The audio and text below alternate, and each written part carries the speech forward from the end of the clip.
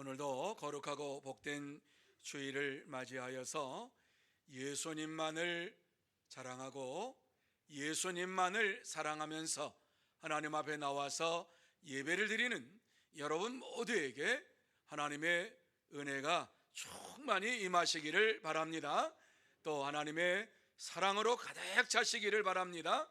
하나님의 평강으로 여러분의 심령이 새롭게 변화되는 은혜의 시간이 되시기를 예수님의 이름으로 축복합니다. 저는 지난 주간 여러분이 기도해 주셔서 베트남 선교 여행을 잘 다녀왔습니다.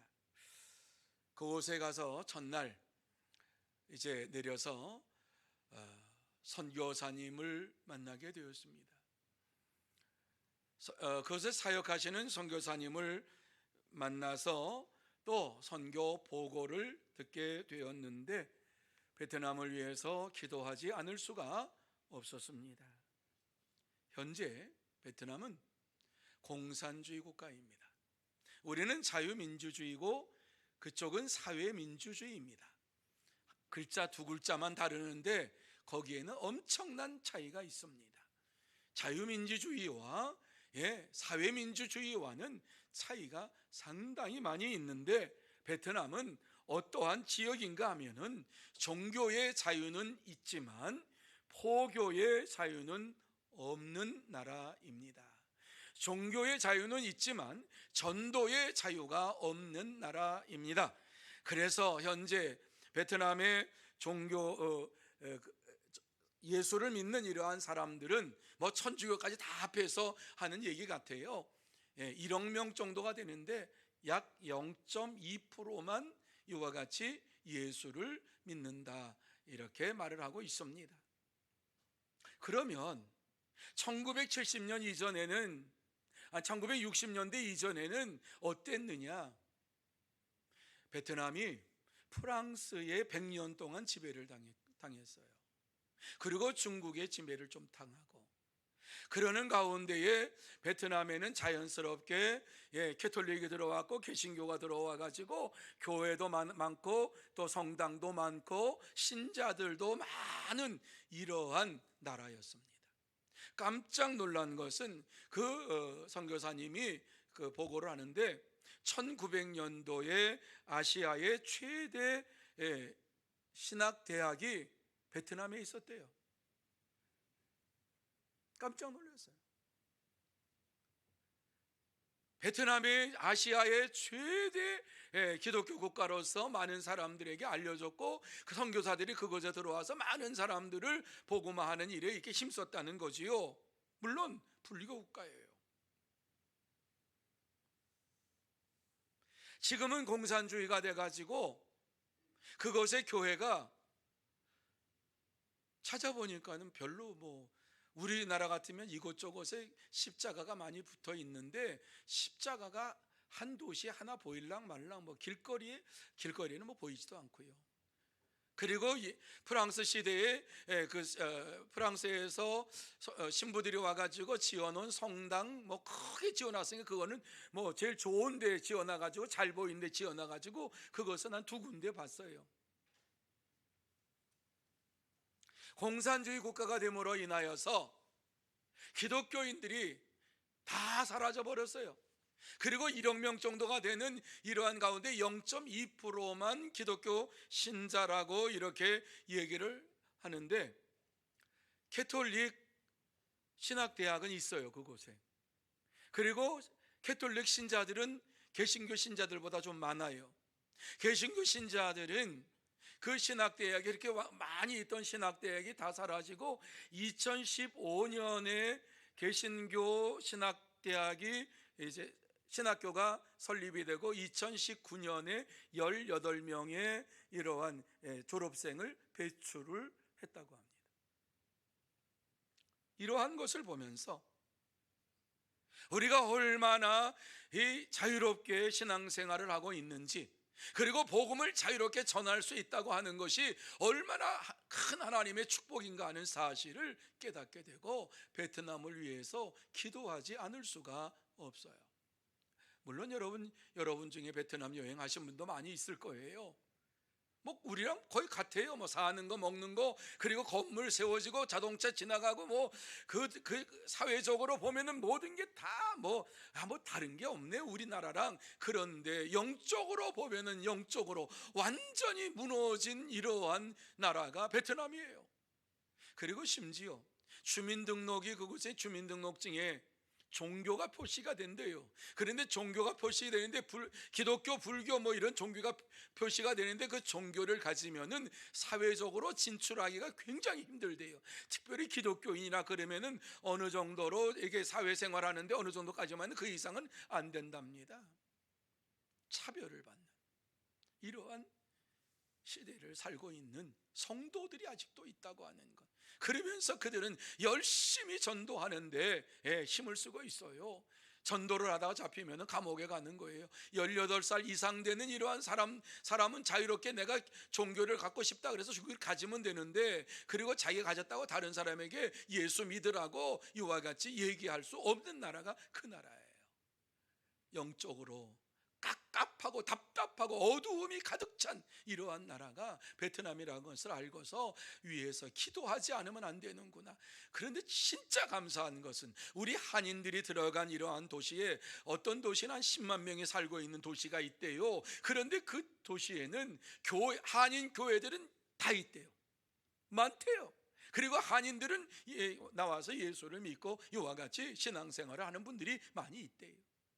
그것이 그 지역사회에 빛이 되면 좋겠다 하는 생각을 하면서 또 기도해야 되겠구나 하는 이러한 다짐을 했습니다. 자, 오늘 나눌 이러한 말씀으로 돌아와서 보면, 오늘 이 말씀은 제5계명에 대한 이러한 말씀을 드릴 것입니다. 여러분이 잘 아시는 것처럼 10계명은 두 부분으로 되어 있지요. 그래서 첫째 부분에는 1계명부터 4계명까지는 하나님을 어떻게 잘 섬겨야 할 것인가 하는 것이 첫 돌판에 있고, 두 번째 돌판에는 5계명부터 10계명까지 이와 같이 되어 있는데, 어떻게 하면 하나님을 잘 섬기는 사람이 이웃을 잘 섬길 수 있는가 하는 것에 대하여서 두 돌판에 10계명이 새겨져 있습니다. 그래서 예수님께서 이와 같이 첫 번째 돌판, 두 번째 돌판 이 두 개를 설명하시기를 이렇게 설명을 하셨어요. 마가복음 12장 29절에서 31절에 보면 예수께서 대답하시되, 첫째는 이것이니 이스라엘아 들으라. 주 곧 우리 하나님은 유일한 주시라. 내 마음을 다하고 목숨을 다하고 뜻을 다하고 힘을 다하여 주 너희 하나님을 사랑하라 하신 것이요. 둘째는 이것이니 내 이웃을 내 자신과 같이 사랑하라 하신 것이라. 이보다 더 큰 계명이 없느니라. 이렇게 말씀을 하셨어요. 10계명을 요약해 가지고 하나님 사랑, 이웃 사랑, 이것보다 더 큰 계명은 없다 이렇게 말씀하시면서 1계명부터 4계명까지가 5계명부터 10계명까지의 기초가 되고 기본이 된다 하는 말씀을 주시고 있습니다. 다시 말씀드려서 하나님을 잘 섬기고 하나님을 온전히 잘 믿는 자가 세상에 나가서 다른 사람을 돕고 다른 사람을 잘 섬기고 다른 사람을 사랑할 수가 있다라고 하는 말씀이지요. 하나님을 잘 섬기지 못하는 자들은 세상에 나가서도 이 세상에서 이웃을 사랑하지 못하고 무시를 하면서 살아가는 것이 삶으로 알고 살아갑니다. 그런데 이러한 자가 진짜 하나님을 원하시는 사람이냐? 아니다라고 말씀하고 있어요. 이 시간 본문을 보면서 내 부모를 공경하려면 어떻게 해야 할 것인가를 생각하면서 우리는 어떻게 부모를 공경해야 할 것인가를 나누며 은혜를 받는 시간이 되기를 원합니다. 자, 그러면 우리가 어떻게 부모를 공경해야 합니까? 저는 여러분에게 세 가지로 말씀을 드릴 것입니다. 첫째는 부모를 존경해야 한다. 존경에 대해서 말씀을 드릴 것이고요. 두 번째는 부모에게 순종해야 한다. 순종에 대해서 말씀을 드릴 것이고요. 세 번째는 주의 말씀을 믿어야 한다. 주의 말씀을 믿는 것에 대하여서 말씀을 드릴 것입니다. 자, 그 첫 번째, 부모를 존경해야 한다 하는 말씀이지요. 12절 상반절에 내 부모를 공경하라 하는 이 말씀 속에 담겨진 의미를 우리는 알아야 됩니다. 그저 우리말은 공경이라고 했지만은 이 말씀 속에 원문에 담겨져 있는 내용은 반드시 존경하라, 절대로 존귀하게 여겨라, 이 말씀이 담겨져 있습니다. 다시 말씀드려서 자녀로서 반드시 내 부모를 절대적으로 존귀하게 여기면서 생활하라는 말씀이에요. 부모를 섬기는 것 자녀의 마땅한 도리지요. 그렇습니다. 하나님께서는 하나님의 백성들이 절대적으로 부모를 존경하며 살아야 할 것을 말씀하고 있습니다. 우리가 하나님의 자녀로서 또 부모의 세상의 자녀로서 부모를 섬기며 공경하는 일이 얼마나 중요한가 하는 사실을 계명 속에 집어넣어 가지고 내 부모를 공경하라 이렇게 말씀하셨어요. 하나님을 공경하듯이 내 부모를 공경하라, 존경하라 하시는 말씀이지요. 그런데 우리는 이러한 말씀을 들으면서 이 부모라고 하는 이러한 그 단어에 우리의 생각이 꽂혀가지고 이 부모의, 이 성경이 말하고 있는 이 부모에 대해서 온전하게 알지를 못했어요. 여러분, 여기에 부모라고 하는 것은요, 낳아주신 육신의 부모만을 한정하고 있는 것이 아니에요. 이것은 제유법이에요. 제유법. 국어 시간에 배웠던 제유법인데요, 제유법이라고 하는 것은 하나의 명칭으로 전체를 나타내는 표현법이 이 제유법이에요. 여기서 부모라고 하는 것은 물론 육신의 부모를 얘기를 해요. 그러나 동등한 권위를 가진 모든 자들을 말하는, 지칭하는 거예요. 그러니까 학교의 선생님도 여기에 포함되고요, 뿐만 아니라 이제 말씀을 전하는 이러한 자도 여기에 포함되고요, 세상의 부모인 세상의 통치자들도 여기에 포함되고요, 권위자도 여기에 포함되고요, 뿐만 아니라 교회의 장로들도 여기에 포함 다 돼요. 특별히 영적 지도자들이 여기에 포함되는 거예요. 육신의 부모뿐만이 아니라 말씀을 가르치는 영적인 부모에게 부모를 존경하라고 하는 이 말씀이 담겨져 있는 것이지요. 그런데 부모라고 하는 이러한 말을 그저 한정적으로 육신의 부모에게 이와 같이 정하다 보니까 이 세상에서 말하는 부모와 같은 권위를 가진 자들을 무시하는 자들도 있고, 영적인 지도자를 무시하는 자들도 있고, 신앙생활을 한다고 하면서 영적인 목사를 갖다가 아주 이상하게 우습게 보는 이러한 사람들도 나타나는 것이 현재예요. 그래서 에베소서 6장 1절 말씀에 보면, 자녀들아 주 안에서 너희 부모에게 순종하라, 이것이 옳으니라. 여기에 부모라고 하는 이 말씀은 에베소 교회 성도들에게 주신 말씀이요, 부모와 같은 권위에 있는 사람들을 존중해라, 이것이 옳다. 교회의 교역자들을 존중해라, 이것이 옳으니라. 저희 부모님은 제가 목사가 되고 사역을 할 때 저한테 한 번도 이 아랫말을 한 적이 없어요. 하소 이렇게 말한 적이 없어요.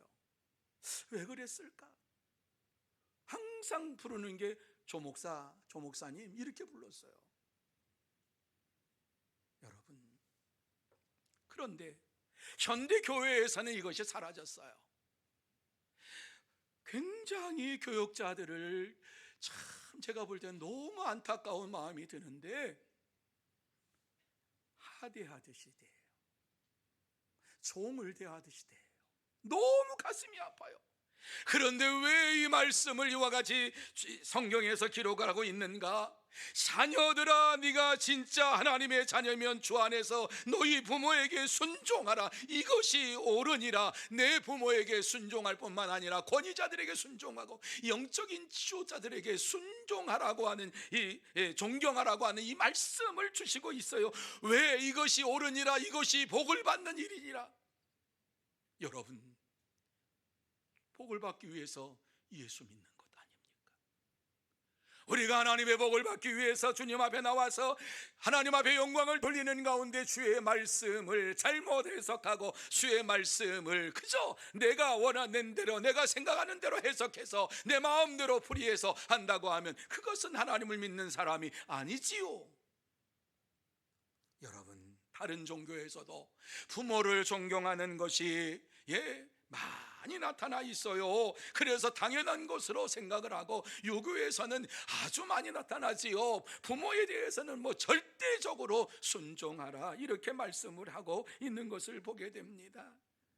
하나님께서도 오늘 믿음의 자녀들에게 말씀을 하고 있는 것이지요. 부모 공경은 너희들이 마땅히 해야 할 일이라고 명령을 하고 있습니다. 그러면서 들어보세요. 주님께서는 이렇게 우리에게 말씀합니다. 아버지나 어머니를 공경하지 않고 비방하는 자들은 반드시 죽임을 당할 것이라, 이렇게 말씀하셨습니다. 그렇습니다. 자녀들이 부모를 사랑하고 존경하는 것이 사회적이고 도덕적으로 마땅한 행위입니다만은 하나님이 원하시는 것이고 하나님의 명령이라고 하는 사실을 잊지 마시기를 바랍니다. 사랑하는 성도 여러분, 하나님은 자기 백성들이 부모를 사랑하고 공경하며 이 땅에서 살기를 원하고 계십니다. 그래서 두 번째 돌판의 첫 번째로 어떻게 이웃을 사랑해야 될 것인가 하는 그 첫 번째로, 내 부모를 공경하라, 내 부모를 존경하라. 다시 말씀드려서 부모를 존경하는 것은 단지 사회적이고 도덕적인 일일 뿐만 아니라 하나님의 명령이라는 말씀입니다. 그렇습니다. 지켜도 되고 안 지켜도 되는 말씀이 아니라 꼭 지켜야 할 하나님의 말씀이요, 하나님의 명령입니다. 참된 성도는 부모를 존경하는 것이 하나님의 명령임을 깨닫고 최선을 다해서 존경합니다. 그러므로 저와 여러분 모두 다 부모를 존경하는 것이 하나님의 명령임을 깨닫고 최선을 다하여 존경하는 참된 성도, 복된 성도가 다 되시기를 예수님의 이름으로 축복합니다. 두 번째로, 부모에게 순종해야 한다. 순종해야 한다. 여러분, 내 부모를 공경하라고 하는 이 말씀 속에 또 담겨진 것은 내 부모님의 말씀에 순종하라고 하는 말씀이 담겨져 있습니다. 여러분, 순종이 뭐예요? 순종은 당연히 그저 지키는 거예요. 예로 지키는 거예요. 도를 다는 게 아니에요. 그런데 왜가 달리는 게 아니에요. 이유를 묻는 게 아니에요. 순종은 부모의 말씀이기에 순종하는, 무조건 순종하는, 이게 순종이에요. 순종. 그렇습니다. 부모님이 자녀들에게 아무것도 해준 것이 없고 또한 남겨준 재산이 없을지라도 이 세상에 살면서 부모로서 이와 같이 우리에게 존재하고 계신다는 것 자체만으로도 부모를 존경해야, 부모에게 순종해야 한다는 말씀입니다. 사회적으로 훌륭한 분이 아니셔도 됩니다. 사회적으로 이름난 분이 아니고 사회적으로 누가 알아주지 아니한다 할지라도 내 부모에게 순종하는 것은 마땅히 우리가 해야 할 일인 것입니다. 자녀들은 부모라고 하는 이러한 존재 자체만으로도 존경해야만 하는 이러한 하나님의 사람들이에요. 그런데 오늘날 세상에 보면은 부모라는 자체만으로 존경하고 순종하는 자녀들이 많지 않다는 것입니다. 예수를 믿는 사람, 하나님을 믿는 사람들 가운데에도 부모에게 순종하며 부모를 존경하는 자들이 그렇게 많지가 않다는 거예요. 그러면서 이유를 대요.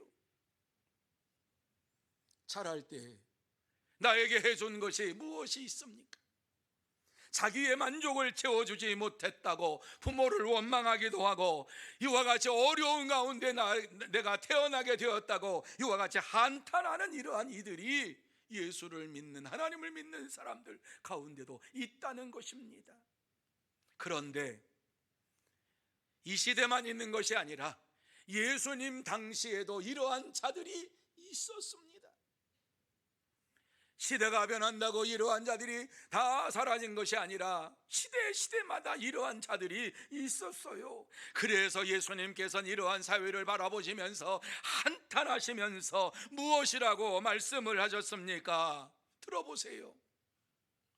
모세는 내 부모를 공경하라 하고 또 아버지나 어머니를 모욕하는 자는 죽임을 당하리라 하셨거늘 너희는 이르되 사람이 아버지에게나 어머니에게나 말하기를 내가 드려 유익하게 할 것이 고르반 곧 하나님께 드림이 되었다고 하기만 하면 그만이라 하고 자기 아버지나 어머니에게 다시 아무것도 하여 드리기를 허락하지 아니하며 너희가 전한 전통으로 하나님의 말씀을 폐하며 또 이 같은 일을 많이 행하느니라, 이런 말씀하셨어요.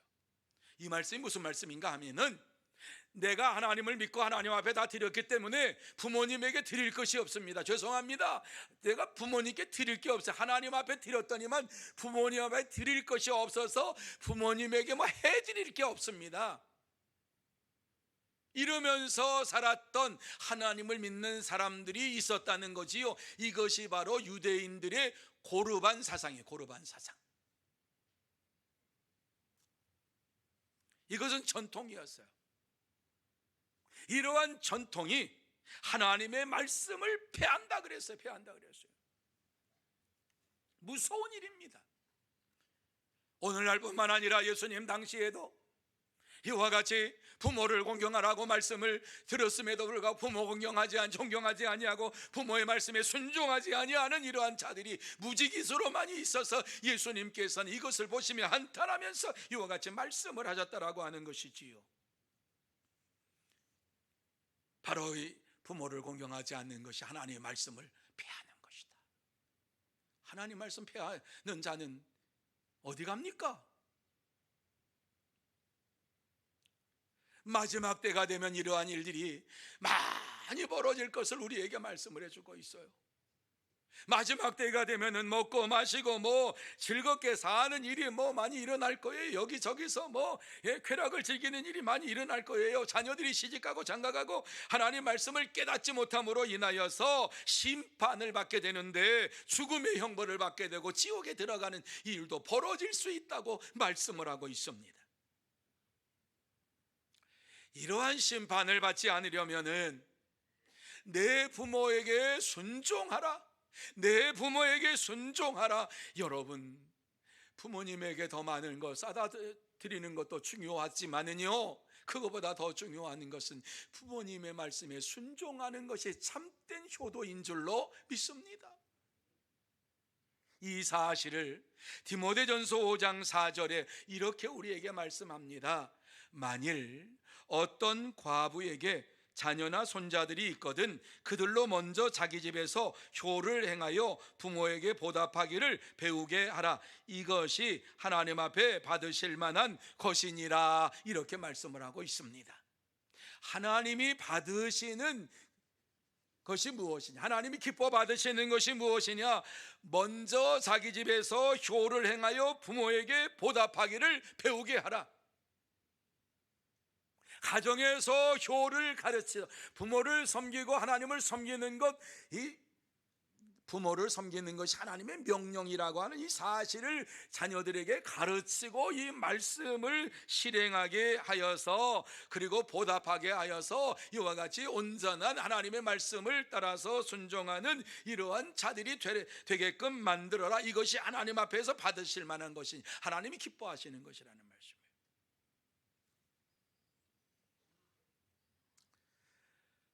사랑하는 성도 여러분, 하나님은 자녀로서 마땅히 부모에게 순종하며 효를 행하기를 원하고 계십니다. 그러므로 자녀들은 항상 부모에게 순종해야 합니다. 그래서 골로새서 3장 20절 말씀에 보면 자녀들아 모든 일에 부모에게 순종하라 이렇게 말씀합니다. 모든 일에 부모에게 순종하라. 그러면서 그 이후에 이는 주 안에서 기쁘게 하는 것이니라 이런 말씀을 주시고 있어요. 자녀들아, 모든 일에 부모에게 순종하라. 주 안에서 모든 일에게 순종하는 것이 주님을 기쁘게 하는 것이라고 말씀을 해주고 있습니다. 참된 성도는 모든 일에 부모에게 순종하며 주 안에서 부모님을 기쁘게 하는 삶을 살아갑니다. 그러므로 저와 여러분 모두 다 모든 일에 부모에게 순종하고 주 안에서 부모님을 기쁘게 하는 삶을 살아가는 참된 성도, 복된 성도가 다 되시기를 예수님의 이름으로 축복합니다. 세 번째로, 주님의 말씀을 믿어야 한다. 주님의 말씀을 믿어야 한다. 주님의 명령을 믿어야 한다. 이렇게 말씀을 드릴 수도 있어요. 자, 12절 하반절에 보면 그리하면 내 하나님 여호와가 내가 준 땅에서 내 생명이 길리라, 이렇게 말씀을 하고 있지요. 그런데 이 말씀 그리하면이라고 하는 말씀을 볼 때에 앞에 있는 말씀을 봤지요. 어떤 말씀이에요? 내 부모를 공경하라고 하는 주님의 명령을 순종하면 내 하나님 여호와가 내게 준 땅에서 내 생명이 길리라. 그렇습니다. 이 땅에서 부모에게 순종하는 자들은 장수의 복을 누리게 될 것이라고 말씀을 주시고 있습니다. 말씀에 순종할 때에 장수의 복을 받습니다. 당연히 자녀로서 부모에게 순종하는 것이 마땅한 일입니다만 주님께서는 이것을 보시고서 주님의 말씀의 명령에 순종한 것으로 그들을 보며 이와 같이 의 말씀을 믿는 자에게 장수의 복을 허락해 주십니다. 이것이 하나님의 은혜입니다. 여러분, 하나님께서는 이와 같이 하나님 말씀에 하나님 명령에 순종했다고 이 땅에서 복을 내려주시기를 원하시는 이러한 분이십니다. 그래서 히브리서 11장 6절 말씀에 보면은 자기를 찾는 자들에게 상 주시는 이심을 믿어야 할지니라, 이렇게 말씀했습니다. 하나님은 우리에게 상을 주시기를 원하시는 분이시다. 어떠한 상이든지 우리에게 주시기를 원하시기 때문에 우리가 마땅히 해야 될 일을 했음에도 불구하고 잘했다고 하면서 우리에게 상을 주시는 분이시다. 얼마나 감사한지 몰라요. 여러분, 이 말씀은 창세기 에덴 동산에서 그 근거를 두고 있습니다. 내 하나님 여호와가 내게 준 땅에서 내 생명이 길리라. 이 말씀을 보면은, 이 말씀은 창세기 보면 에덴 동산에서 아담과 하와가 살고 있다가 하나님만을 경배하며 살다가 그만 하나님이 하지 말라고 하는 죄를 범했어요. 선악과를 따먹어 버렸어요. 그러므로 인하여서 그곳에서 쫓겨났지요.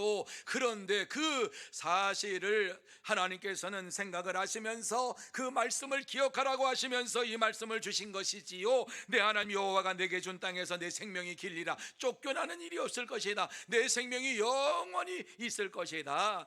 어떠한 자에게? 내 부모를 공경하는 자에게, 주의 말씀을 믿고 주의 말씀을 따르는 자에게 이와 같이 장수의 복을 주시겠다라고 말씀을 해 주시고 있습니다. 주의 말씀에 불순종할 때에 무서운 형벌을 받게 되는데 그것이 바로 사망의 형벌입니다. 그래서 이스라엘 백성들이 애굽에서 나와 가지고 가나안 땅에 들어가면서 광야 생활하는 가운데 출애굽기 20장에서 10계명을 주시고 계속해서 계명을 쭉 말씀을 허락해 주시는 가운데에 출애굽기 21장 15절 말씀에 보면은 이렇게 말씀합니다. 들어보세요. 자기 아버지나 어머니를 치는 자는 반드시 죽일지니라. 여러분, 이 말씀을 보시면서 당시에도 못된 놈이 있었구나, 부모를 때리는 자식이 있었구나 하는 것을 이 말씀을 보면서 우리는 추측할 수 있죠. 예측할 수 있죠. 자기 아버지나 어머니를 치는 자는 반드시 죽일지니라. 살려두지 말라는 거예요. 부모를 공경하지 아니하고 부모를 때리는 자가 어떻게 하나님을 믿을 수 있느냐? 이거 유대인들에게 하는 말씀이에요. 하나님 믿는다고 하는 이런 자들에게 하는 말씀이에요. 뿐만 아니라 17절 말씀에 보면 자기 아버지나 어머니를 저주하는 자는 반드시 죽일지니라. 더 못된 놈이 있었다라고 하는 거예요. 부모님을 저주하는 이러한 아주 악한 이런 놈이 있었다는 거예요. 이러한 자들을 하나님께서는 반드시 죽일지니라. 잠언 30장 17절에서도 아비를 조롱하며 어미 순종하기를 싫어하는 자의 눈은 골짜기의 까마귀에게 쪼이고 독수리 새끼에게 먹히리라. 이 말씀을 주셨어요. 아비를 조롱하고 어머니의 말에 순종하기를 싫어하는 자의 눈은 까마귀에게 쪼이고 독수리 새끼에게 먹히리라. 한번 생각해 보세요. 부모님을 존경하지 아니하고 부모님에게 효도하지 아니하는 이러한 자는 끔찍한 육체의 고통을 당하며 죽을 것이다. 이 말씀을 주시고 있는 거예요. 하지만 주님의 말씀을 믿고 주의 말씀을 따라서 부모에게 순종하며 주님을 존경하며 공경하는 이러한 자에게는 장수의 복을 허락하여 주십니다. 사랑하는 성도 여러분, 세상에서 살면서 장수의 복을 받으려면 반드시 우리가 해야 할 일은 주의 말씀을 믿고 의지하며 살아야 한다는 말씀입니다. 주의 말씀 가운데에서 내 부모를 공경하라, 그리하면 이 땅에서 오래 살리라. 장수의 복을 내가 너에게 주리라. 영생의 복을 내가 너에게 주리라. 이렇게 우리에게 말씀하고 있습니다. 그렇습니다. 하나님은 누구든지 주의 말씀을 믿고 의지하는 자에게 장수의 복을 주고 영생의 복을 주기를 원하시는 은혜의 하나님이십니다. 참된 성도는 하나님의 말씀을 듣는 것으로 끝나지 아니하고 하나님의 말씀을 믿고 부모를 존경함으로 장수의 복을 받고 영생의 복을 받으면서 믿음으로 생활합니다. 그러므로 저와 여러분 모두 다 하나님의 말씀을 마음에 새기고 그 말씀을 믿고 의지하면서 부모를 존경하고 이 세상에서 장수의 복을 받고 영생의 축복을 받는 참된 성도, 복된 성도가 다 되시기를 예수님의 이름으로 축복합니다. 이제 말씀을 마무리합니다. 이 시간 하나님께서 우리에게 꼭 하시고 싶은 말씀이 무엇입니까? 하나님의 말씀을 믿고 내 부모를 공경하라, 그리하면 내가 땅에서 오래 살리라, 장수하리라. 말씀을 믿고 부모 공경하고 이 땅의 장수의 복을 누리며 사는 자가 되라. 이 말씀을 우리에게 주시고 있는 것입니다. 그런데 세상에는 하나님을 믿노라고 하면서도 부모를 업신여기고 부모를 저주하고 부모를 공경하지 아니하는 자녀들이 있다는 것입니다. 불행하게도 하나님을 믿노라고 하는 성도들 가운데에도 있다고 하는 것입니다. 이러한 자녀는 진정으로 하나님 믿는 자가 아닙니다. 눈에 보이는 이 부모를 공경하지 아니하는데 눈에 보이지 아니하는 하나님을 어떻게 공경할 수가 있겠습니까? 거짓말입니다. 그것은 하나님을 믿는 자는 반드시 부모님에게 효도하고 존경하면서 영적인 부모님과 같은 영적 지도자들을 존경하며 살아갑니다.